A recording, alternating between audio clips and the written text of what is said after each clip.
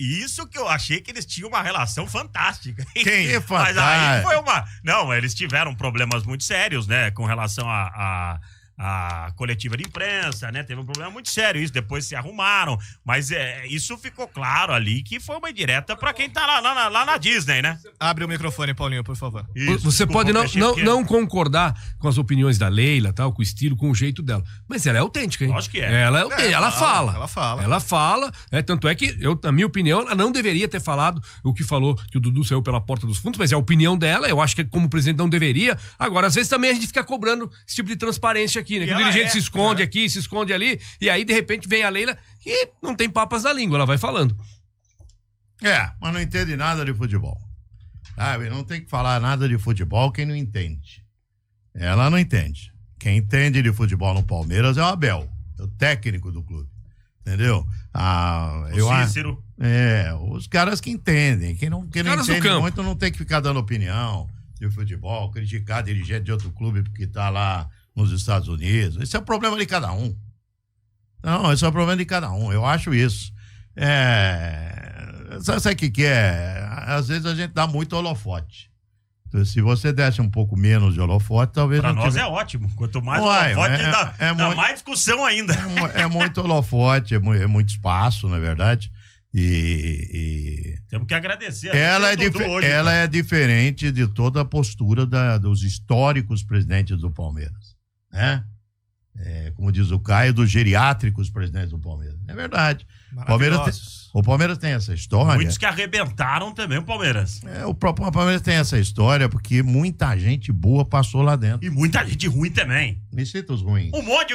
O Mustafa foi um cara emblemático pro Palmeiras, mas a situação do Palmeiras financeira ali, a gente viu como é que ficou. Você não pode olhar só um lado da moeda também. Fausto, essa questão financeira... Ele é emblemático. Essa questão financeira, econômica... O Eurico Miranda deixou o Vasco numa situação legal? Essa questão financeira, econômica é de uma época do futebol romântico. Mas... Acabou isso. Vamos justificar os erros. Isso aí. Claro que dá pra justificar. Qual era o clube do Brasil que tinha dinheiro? O Flamengo era atolado em dívidas. O Atlético Mineiro atolado em dívidas. O CT do Atlético foi colocado em penhora. Eu entendo. O Cruzeiro atolado em dívidas. Muito cômodo pro passado, então. Eu tô te falando. Esses clubes essas gestões do passado, era como o futebol do passado. Gestões românticas, muito diferente de agora. Irresponsáveis. Agora, os caras que não são... Como irresponsáveis? Um monte de gestão irresponsável. Agora que os caras que são extremamente profissionais... E continuam com gestões irresponsáveis. O clube que não tiver uma gestão profissional não vai ganhar nada. Por isso que você tem sempre os favoritos. Quem é favorito? Flamengo, Palmeiras, que tem uma gestão profissional. Exato. Aqueles que pararam no tempo em gestão, eles ficaram para trás. Mas você pega, por exemplo, um presidente do Corinthians. Vamos lá voltar para um presidente do Corinthians histórico, Vicente Mateus. Ele botava do dinheiro no bolso dele. Pois é, o que esse homem fez pelo Corinthians foi um negócio incrível. O do Alib. O do Alib fez coisas boas pelo Corinthians. Andrés. Ganhou um monte de título, o do Alib. Andrés. Ganharam títulos. Mas peraí, você não tá, eu entendo do seu lado, mas você só tá esquecendo o lado de que ele sabe bem responsabilidade financeira, fiscal. Que isso? Não, é o que eu tô dizendo. Os clubes estão afundados hoje muito por causa da história desses caras no comando. Eu não sei. Não sabe? Eu acho que você não tinha naquela época que você tá dizendo que era uma época romântica, e era mesmo uma época romântica, você não tinha empresas crescendo, organizadas? E jogadores ganhando Eu tô falando empresas, tô tirando de clube.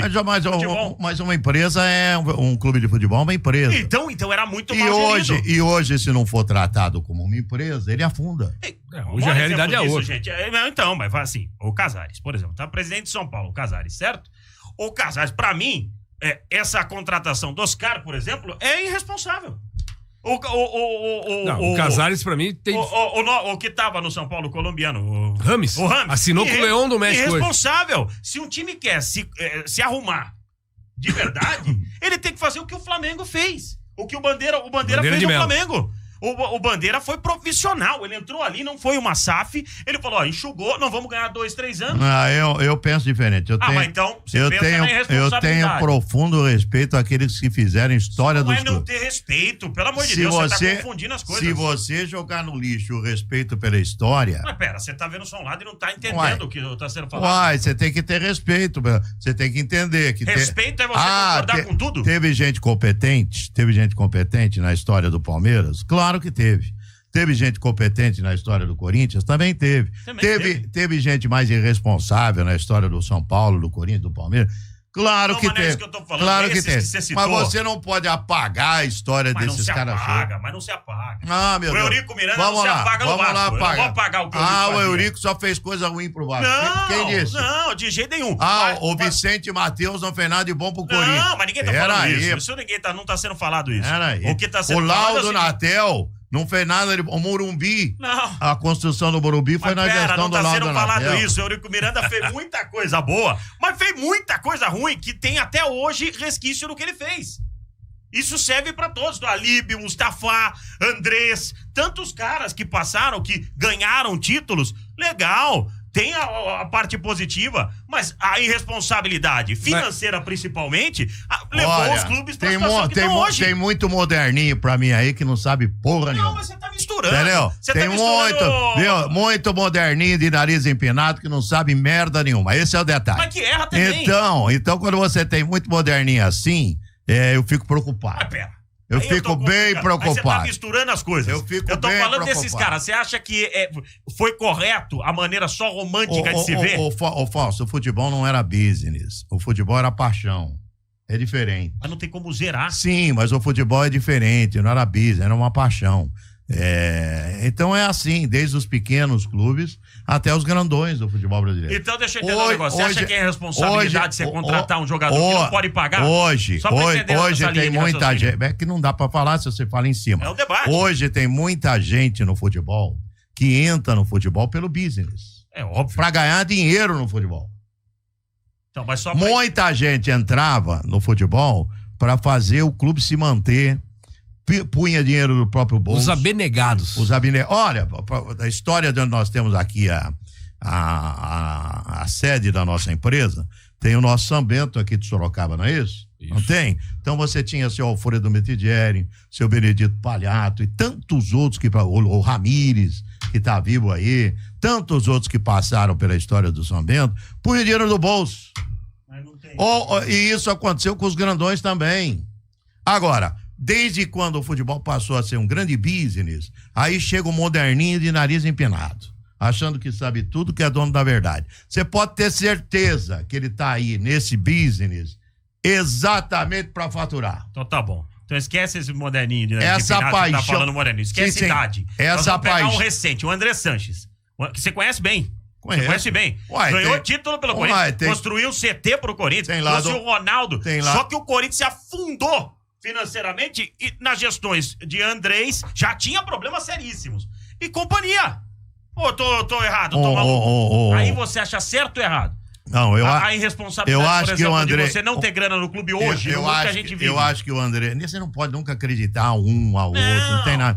Eu acho que o Andrés, ele tem o seu lado bom na história do Corinthians, tem o seu lado ruim na história do Corinthians. Todo mundo tem. Como todos têm. Então, quer dizer, você achar que só o moderno agora, só o cara que chegou agora, esse que é o dono da verdade, isso eu não concordo. Mas você tá misturando as estações. Não tô não. Aí tá, porque não tem nada a ver com o que eu tô falando. Eu tô falando o seguinte, a minha pergunta pra você não foi respondida. A minha pergunta é o seguinte, você acha que um clube afundado hoje, no mundo moderno... Qual o clube que tem dinheiro hoje? Não, eu tô perguntando pra você. Vai, quem não tá tem?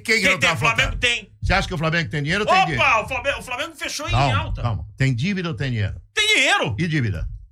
A dívida do Flamengo, ela, se levantar o balanço aí, o Caio pode até levantar no computador. Você acha que você não tem dinheiro? Não, mas não dá pra comparar. O Atlético Mineiro tem dinheiro e tem dívida. A minha pergunta é Fala pro moço do escritório de todo mundo tem dívida. Todos têm. Eu só quero saber se você acha que eu não embarco nessa Mas vocês acham que mesmo o time hoje em dívida, ele tem que se ajustar ou continuar afundado na lama contratando jogadores que não podem pagar? Não, precisa ter responsabilidade. E o São Paulo, inclusive, a gente vai falar do São Paulo daqui a pouco, criou um fundo exatamente sobre isso. Exato. Um teto que não pode gastar mais que isso. Precisa ver se vai ser respeitado. Exato. Agora, o Palmeiras é uma questão de gestão, porque o Palmeiras, de todos esses clubes que nós temos aqui no Brasil, o Palmeiras e o Flamengo são os que mais arrecadam porque tem boa gestão.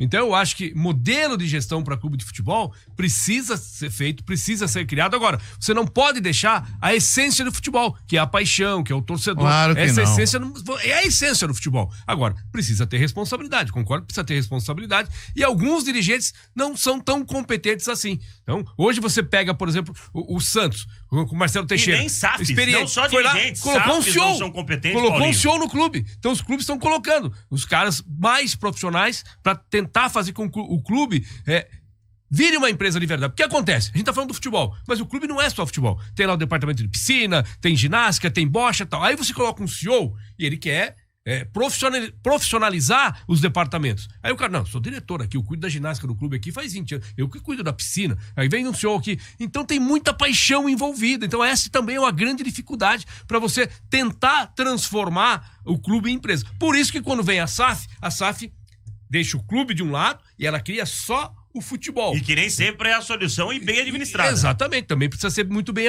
administrado. O Vasco que eu diga, né? O Vasco que eu diga. Ó, você tem agora, quem é o atual campeão da Libertadores, campeão brasileiro? O Botafogo. Quais são as notícias do Botafogo das últimas 2 semanas? Tá sem pagar. Tá sem pagar, tá devendo.